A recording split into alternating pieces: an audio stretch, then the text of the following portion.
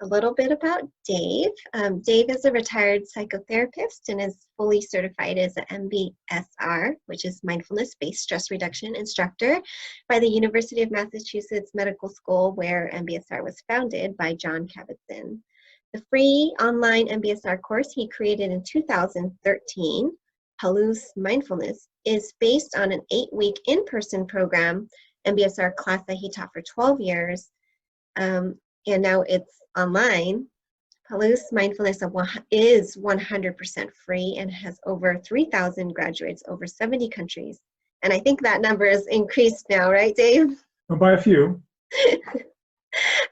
So welcome. Thank you so much. And, you know, Dave and I have developed a friendship since the Mindfulness Summit back in February, and it's just been so great to attend his graduate meetings and have like our monthly calls together, and it's just been a huge pleasure. So thank you for participating in this online self-love day with me again, and I'm grateful to have you here. Well, good to be here. You know, I was thinking about what it was that, you know, it's funny, when we first started talking about this, I was thinking it was an interview, and then I saw on the schedule it was a talk, and I thought, oh my gosh, I have to prepare a talk.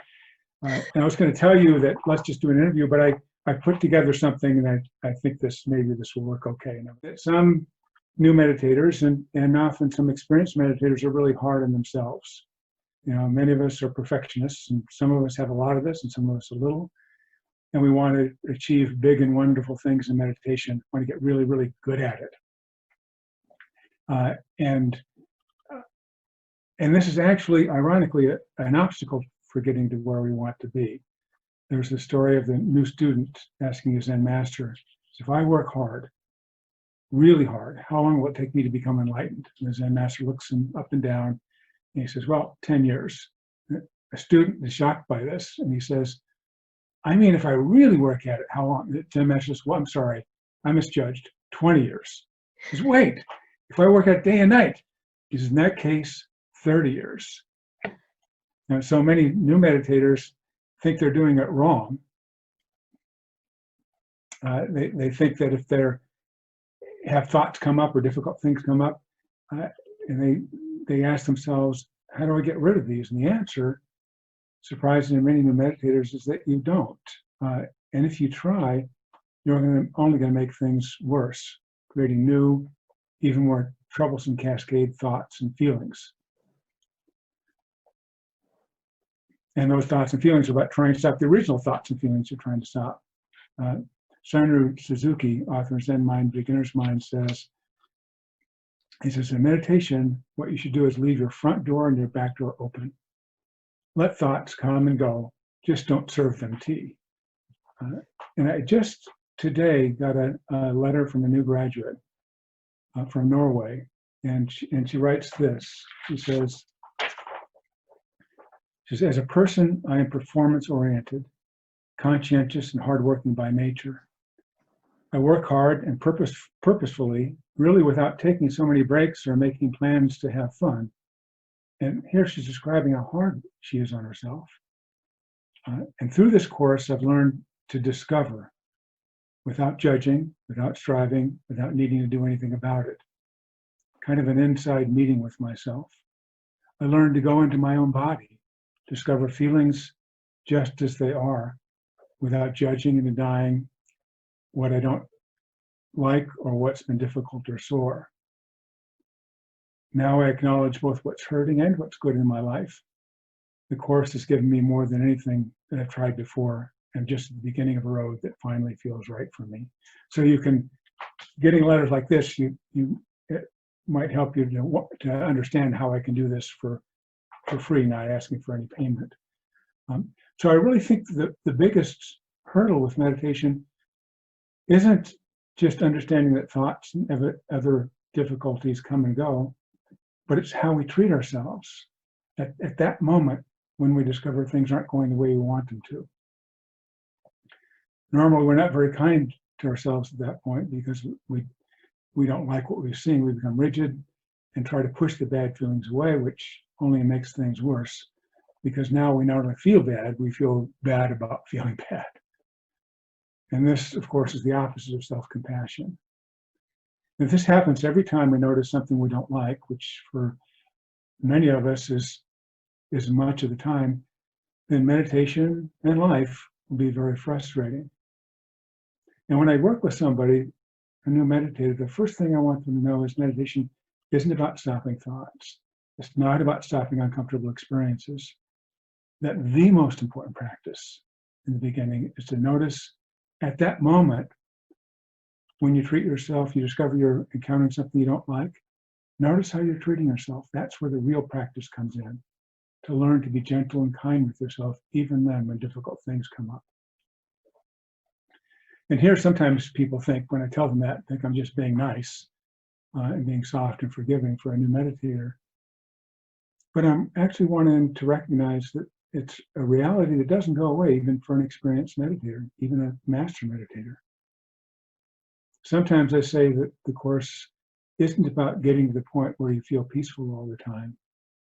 It's about learning it's possible to be at peace without feeling peaceful. I'm going to say this again because it's a little counterintuitive. It sounds contradictory. It's possible to be at peace with not feeling peaceful.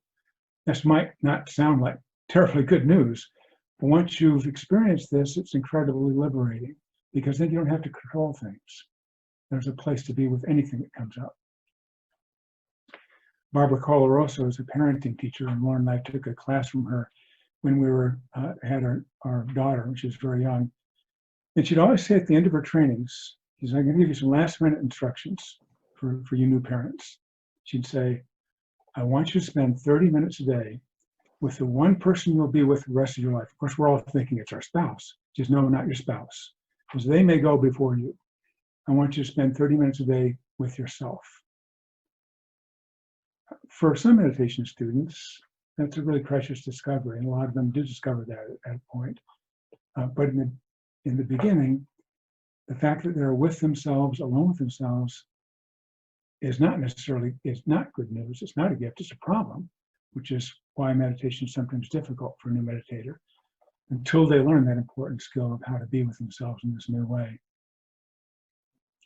I was telling Lauren earlier, I had a client once who said something to me I often hear as a therapist. She said, Dave, if you knew the real me, you wouldn't like me. In one of our early sessions, and she was an amazing person. I mean, she was funny, she was articulate, she was actually fun to be with, and not all my clients were fun to be with. And she was telling me about a trip she took up north with some friends. And she said, almost as an afterthought, she says, they think they like me. And I was a little incredulous because I come to know her as such a delightful, intelligent, and interesting person to be with. And I said, you mean they really don't like you, but they think they do?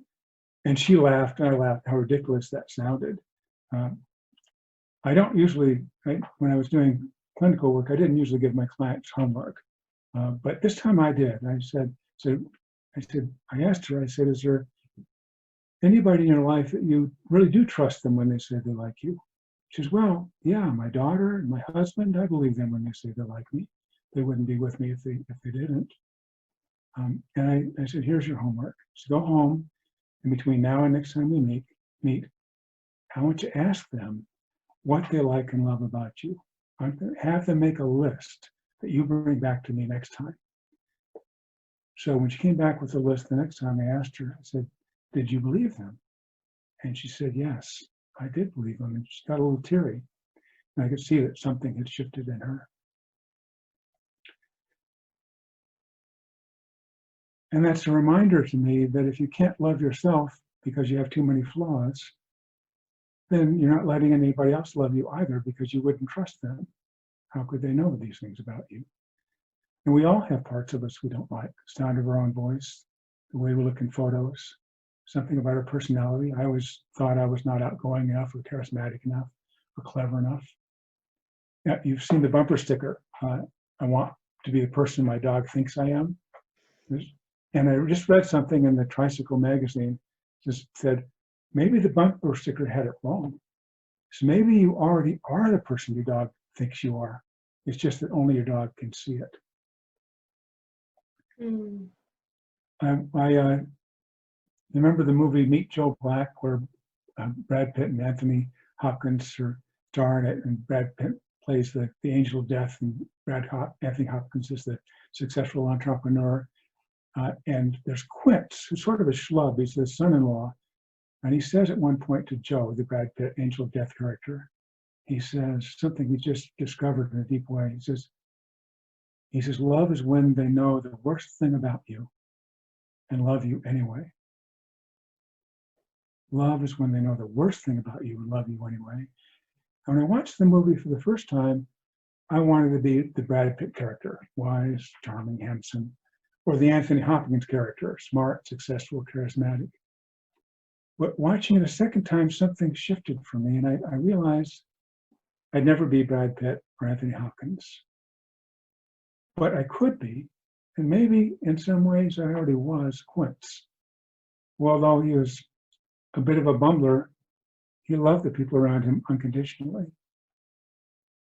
And the people around him sensed that. And maybe I could be that. Maybe I already was that. And that was really liberating for me. There's a wonderful poem by Derek Walcott called Love After Love. He writes, the time will come when with elation, you will greet yourself arriving at your own door, in your own mirror, and each will smile at the other's welcome and say, sit here, eat. You will love again the stranger who was yourself. Give wine, give bread, give back your heart to itself, to the stranger who has loved you all your life, whom you ignored for another, who knows you by heart.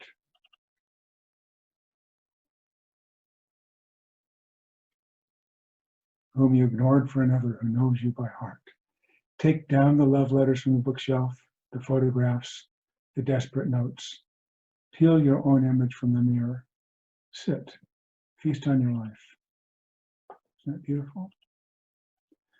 So I thought about doing a meditation with all of you, a loving kindness meditation, and we will do one, but I've modified it a little bit for the theme.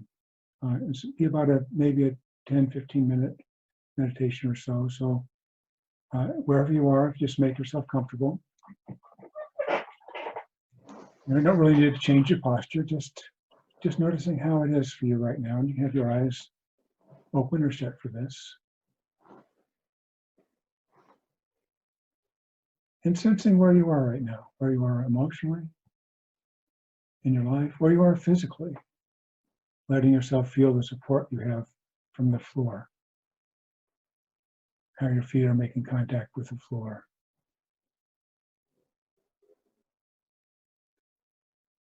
Sensations of contact and of weight with your body and the chair or the couch.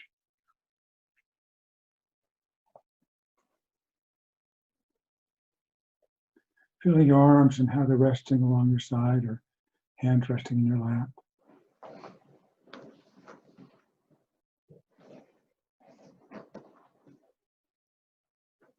Beginning to feel the movement of your breath, the actual sensations of breathing. Reminding yourself that you're here, alive, you're whole, breathing.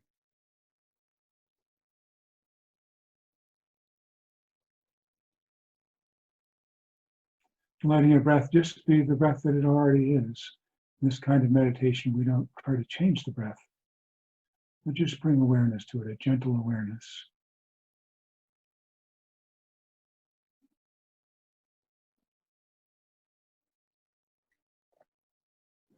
Observing it the same way you might observe the waves at the seashore. You know how you watch the waves come out and go back in. You don't say to yourself, I wish they were faster or slower, or they were higher or shallower. You just watch. See if you experience your breath the same way. Breath goes out and it comes back in on its own. Nothing you have to do to make your breath different. You're breathing fine. And we could take a minute just to do that.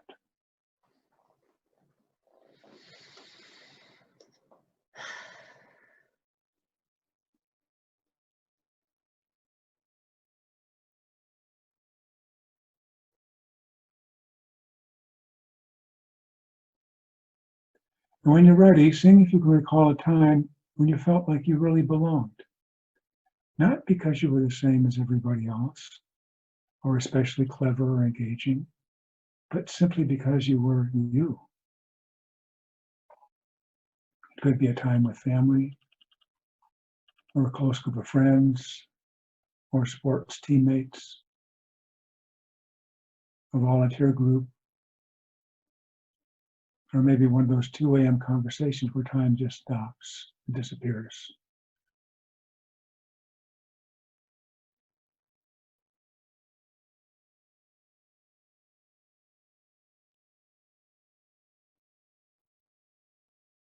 This would be a time when there's almost no self-consciousness because you knew you were accepted exactly the way you are. No one needed or wanted you to be any different than you already were.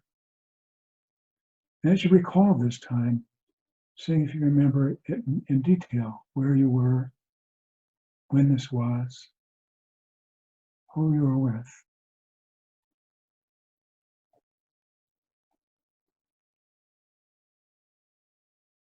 Imagining it vividly, almost like you were there again.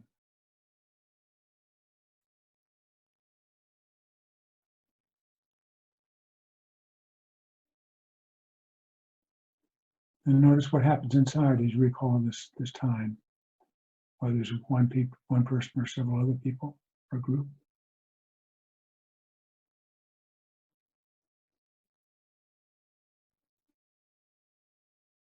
And there may be several times when you felt like you really belonged that came up for you. If those come up, letting yourself re-experience those as well.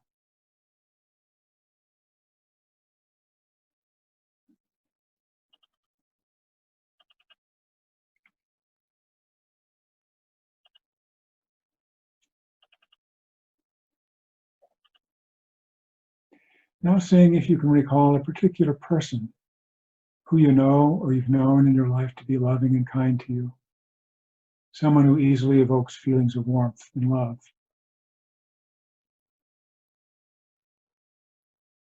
It could be a grandparent, a spouse, or a partner,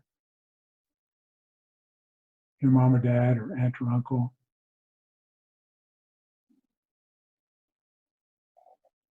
A mentor or a close friend, someone who's been good to you, helps or has helped you feel safe and whole, who appreciates you and loves or has loved you without reservation or condition.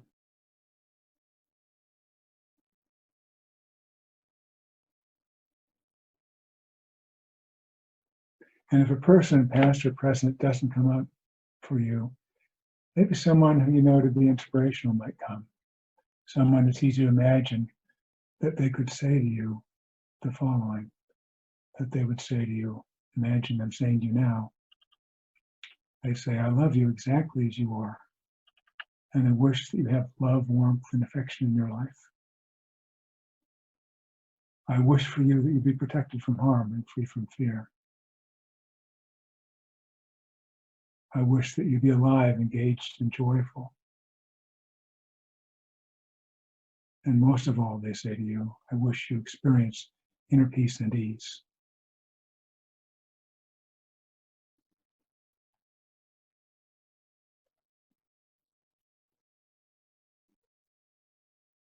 And as you imagine them saying these things to you, imagining that they're right here with you now, very close to you.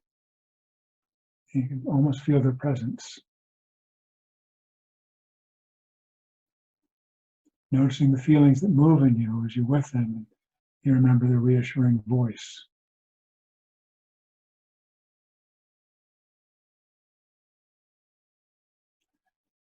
And maybe an awareness of how it is for them to know that you're receiving their love and good wishes.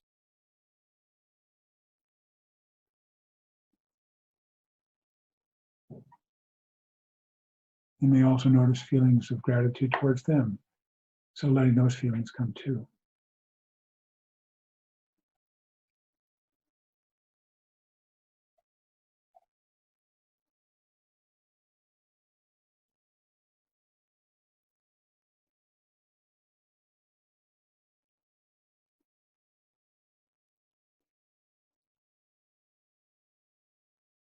letting those feelings wash over you, letting feelings of love and safety, if they can, letting them grow in you. And knowing that there's nothing you had to do to deserve this, that these wishes were and are given freely without condition.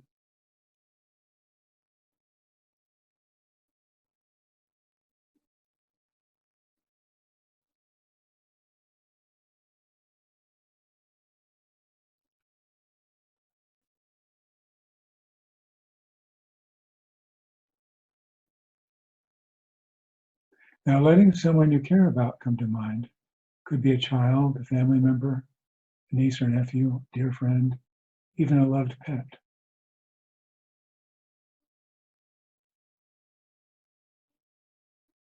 Imagining them close to you now, feeling their presence, and saying to them, I love you exactly as you are,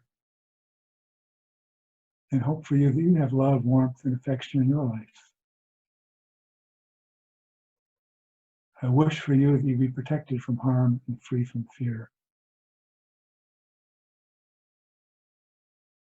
And you say to your loved one that you be alive, engaged, and joyful. That you wish for them to experience inner peace and ease.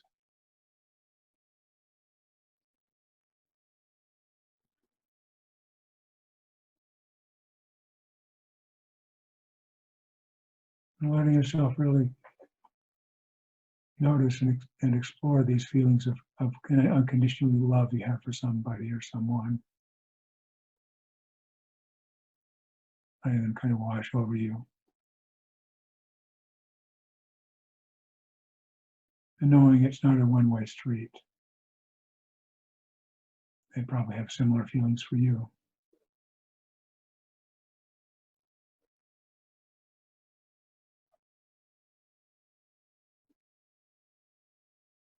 Now, when you're ready, seeing if it's possible to imagine saying these things to a younger you as a child or many years ago before you knew what you know now.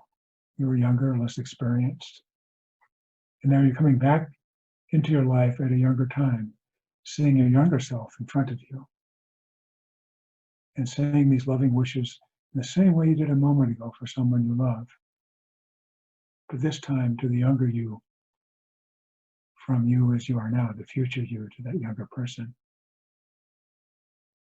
And you say to this younger you, I love you exactly as you are and wish that you have love and warmth and affection in your life. I wish for you that you be protected from harm and free from fear. I wish for you that you be alive, engaged, and joyful in your life. And most of all, I wish you experience inner peace and ease.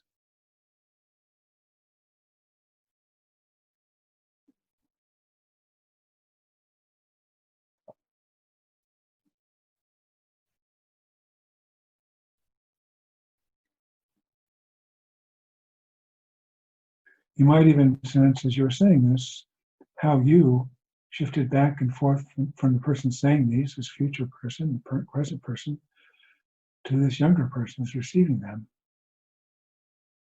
With you both sending and receiving these wishes for safety, happiness, and peace.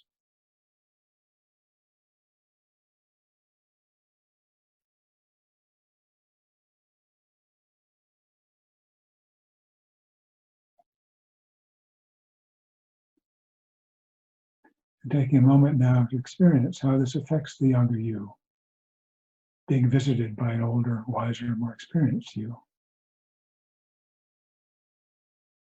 And for the younger you, how it might have felt to be visited by a future you. It could be that reassuring and loving.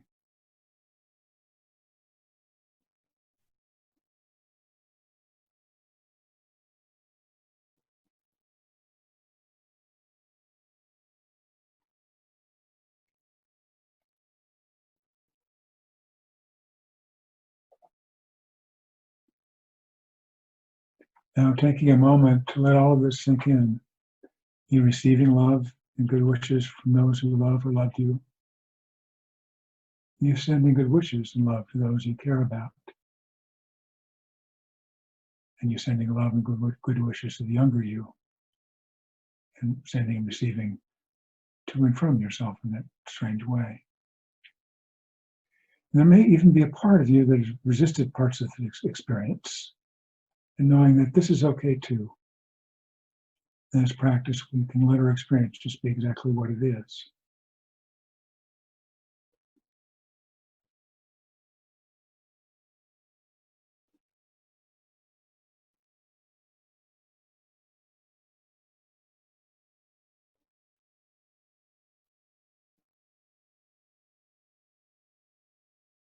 And as you sit there, taking a few moments, noticing how this is working in you, taking some time to appreciate and feel what's been generated through this practice.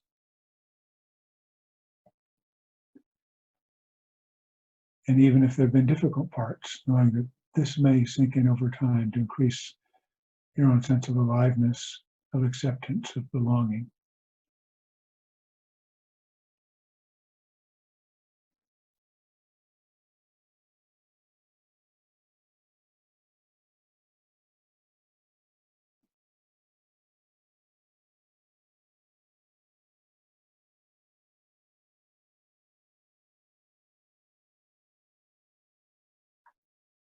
Now, when you're ready, bring awareness to your physical presence, feeling again how your feet are making contact with the floor,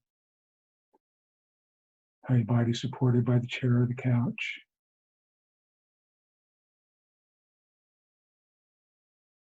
Bring this awareness to breath, letting your breath just be breath.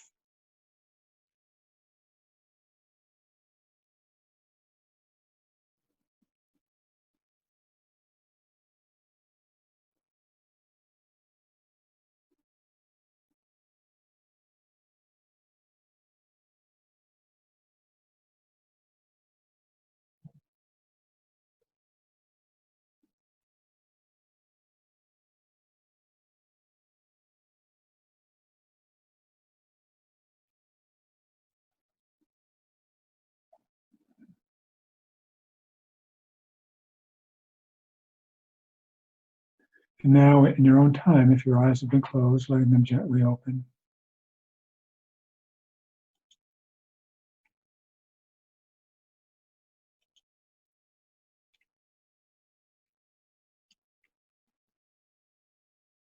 Coming back to this group experience.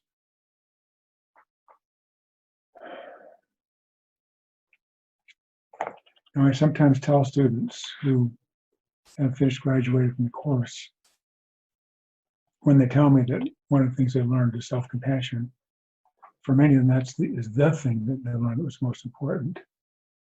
And I reflect that back, that I think too that it's the most important component of the entire course. That any meditator, even experienced meditators, even the masters, have distractions and life difficulties that come up during meditation and at other times. And when this happens, and in life, it's important to treat them not as problems, but seeing if you can see them as visitors, not permanent residents.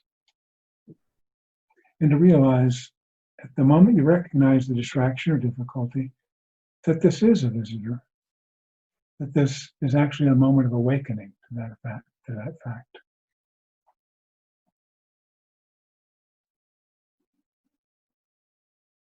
And there's a poem, if any of you have taken the MBSR course, the instructors are fond of this. John Kabat-Zinn used to use this poem when he taught the course from Rumi called The Guest House. Rumi says, "This being human is a guest house. Every morning a new arrival, a joy, a depression, a meanness. Some momentary awareness comes as an unexpected visitor." And he says, "Welcome and entertain them all. Even if they're a crowd of sorrows who violently sweep your house, empty of its furniture, still treat each guest honorably. This guest may be clearing you out for some new delight." I'll say this again. This guest may be clearing you out for some new delight. The dark thought, the shame, the malice. Meet them at the door laughing and invite them in. Be grateful for whatever comes, because each has been sent as a guide from beyond. Sometimes I have students have trouble with that because it sees as a negative thing. But imagine if that was possible, if you could accept even the difficult things coming in as potential gifts, as hard as it might be at the moment. You know, when Stephen Colbert was still doing the Colbert Report, he interviewed Dan Harris, author of 10% Happier. And Dan actually led Colbert in a meditation on air. Kind of amazing that he did that. So the audience and Colbert and everybody listening is supposed to be meditating with him. And afterwards, Colbert talked about how he kept catching his mind flitting off here and there. And he says that seemed like a problem to him. And Harris said this to him. He says, you know, each time you do this, even if it happens 100 times, you think that's 100 times you failed, but that's 100 times you've awakened, 100 times you've broken a lifelong habit. And he said, that's a time for congratulation, not self-flagellation. Isn't that beautiful? So Yurika, that's everything I had planned. And now we have a little bit of time left over, maybe 10 minutes or so, where you and I can just chat a little bit, and anything that might have come up for you or you want to ask about, we can Yeah, for sure. Actually, sorry if it caused you to prepare, but it was perfect. I actually had some questions prepared for us, so I guess that we have some time to talk about that. So, you know, being that today is a self-love day, I was wondering if you could define in your words like what self-love means to you from like a very, you know, like because you're a mindfulness teacher, from a mindfulness perspective. Yeah, it's a great question. Well, for me, it just means first it's the to not to do the negative, which is being self-critical, you know, which I do from time to time. And you know, as I was preparing this thing, thinking I had to prepare a talk, you know, at first I said, oh my gosh, got to prepare a talk. And I don't know how it is for you writing something, but for me, when all the way through undergraduate school, I thought I hated writing. I was convinced of it because everything I wrote, I hated, you know, and that's because I had to use a typewriter, you know, and I'd write it out and I said, oh, I don't quite like that. So I write another one. I didn't quite like that. And I write a third one. And the fourth one, if I got that far and it's not 3 o'clock in the morning, and I was so sick of it that I just would turn it in, never liking it. And with the computers and word processors, I discovered that I'm really like about a 10 or 12 or 15 draft writer. And by the time I got to the 15th draft, and this is true for me in preparing for this, I think, oh, that's really not bad. It's really okay. So for me, self-love means it's getting through that part where you have these negative views of yourself, staying with yourself long enough to recognize what it is that you do love about yourself, like I did with that Brad Pitt movie. And I saw it a second time. Said, you know, I love that Quint's character, and he's more like me than Brad Pitt, and I'm like Brad Pitt or Anthony Hopkins. So for me, it's that, and it's treating myself like I would a good friend. That's what it is when it's working. Mm-hmm. Yeah, thank you for sharing that. This question I thought of because this is a little complex, but you know, we could definitely expand or go wherever it flows with this. But what are some of the, I guess, consequences of not having self-love? Because, you know, we talk so much about like, oh, self-love is important. This whole day we've been talking about these are the benefits and this is how. But I'm wondering if you can talk almost on the, you know, the shadow aspect of like what do we suffer? How do we suffer in different ways? How does our relationship suffer? How do we suffer? How does, you know, like our different aspects of our lives suffer when we don't have self-love, and how does that show up? Not in particularly good ways, I guess. You know, and because we don't like ourselves, we're unhappy with ourselves, we're often not nice to people around us. Because we're just not feeling good about ourselves. but there's the flip side of that too. There's one of the three marks of existence that Buddhism teaches. There's suffering, and there's impermanence, and then there's this concept of no self, which John Kabat-Zinn used to. He had his own way of saying this. He said his way of saying these three truths: suffering and impermanence and no self. He'd say first, shit happens. Second, everything changes, and third, it's not about you anyway. That's what this. And as we reflected on that first about suffering, if we never had suffering in our lives, where would compassion come from? Where would understanding and wisdom come from? It's actually the suffering is actually the bed from which we learn those things. So that's not something that's easy to remember when you're having critical thoughts about yourself or feeling bad about things.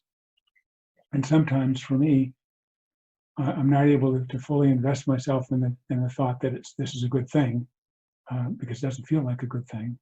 But intellectually, I can know it might be helpful later on. Mm-hmm. And so an acronym that a friend of mine once taught me is it's AFLO. It's an AFLO experience. Another effing learning opportunity. Love that.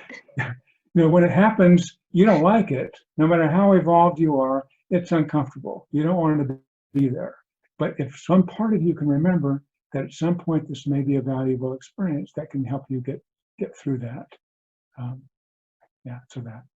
Yeah, I absolutely love that. You've talked about that before, and every single time you say it, it just makes me laugh, because it's a very practical approach in today's, world, like that phrasing of it. Yeah. One thing that came into my mind was when we understand, I think, intellectually how important self-love is, and yet we don't make the time to actually really fill our our self-love tank.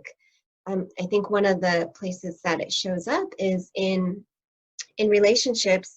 You are not able to show up to be the best mother or partner or a spouse or coworker when you are not able to give yourself that self-love, right? And that's something that kind of came up for me, of why it's so important, and what happens when we don't have that self-love. We're not taking care of ourselves and giving ourselves that 30-minute time to yourself per day, or however long you need. Then maybe throughout the day we become more impatient with our children, or we're just kind of snappy or annoyed, and we just don't show up to be the best versions of ourselves. So that's why I think it's so important to make it a practice. And I say practice because it doesn't necessarily mean you have to do 30 minutes in one chunk of time, but just the general practice of being kind to ourselves, noticing our thoughts. Yeah, and even being kind to yourself when you're not being kind to yourself. You know what I mean? Because those of us who are invested in practice and in this kind of work, and when we catch ourselves not being kind to ourselves, there can be another voice that says, "Don't do that." Be nice to yourself, and that just creates another layer on top, which is so it's seeing if it's possible just to allow that to be as it is, knowing that comes up. I know now from a number of times preparing talks and writing things that I'm going to go through that period of where I don't like what I'm writing or what I'm doing, but I also know that it will work out. But I don't pretend that I'm feeling good about it, because I don't. It still feels bad, but some part of me says, well, it'll get better. It'll be all right. Or if I'm it's really not going well with the group sometimes, when I would be presenting with the group, and I think I'd have this thought, John Kabat-Zinn would do this a lot better than I'm doing right now. There's a part of me that remembers that that's a recurrent thought. I've had that thought before. And also recognizes that what will probably happen is when it's over and the next day, and I get some feedback back and find out that it wasn't really horrible, that it was really okay. Just knowing that intellectually can help. Yeah, we had a question from the chat, is self-love different than self-acceptance? That's a great question. Well, it depends on your definition of acceptance. If your definition of acceptance is I like myself and I don't need to change, and it's okay if I stay exactly the same way forever. If acceptance means begrudgingly accepting who you are and not liking it, then that's different. But if acceptance means accepting yourself the same way you would accept someone who you loved and cared about, who has different ideas than you and different experiences than you, and you know they're not exactly the way you'd want them to be, but you love them just the same, then I'd say they're similar. But it's a tricky area because sometimes people say, I don't really want to accept myself because I want to improve. I want to get better. I don't want to be accepting. And this kind of acceptance actually creates the grounds for change, where you would be loving towards yourself. There's something that Carl Rogers said once. He said, when I accept myself as I actually am, then I can change. It's paradoxical. There's a whole therapy built up on this concept. It's called dialectical behavior therapy by Marsha Linehan. She was one of the first to put mindfulness explicitly in therapy.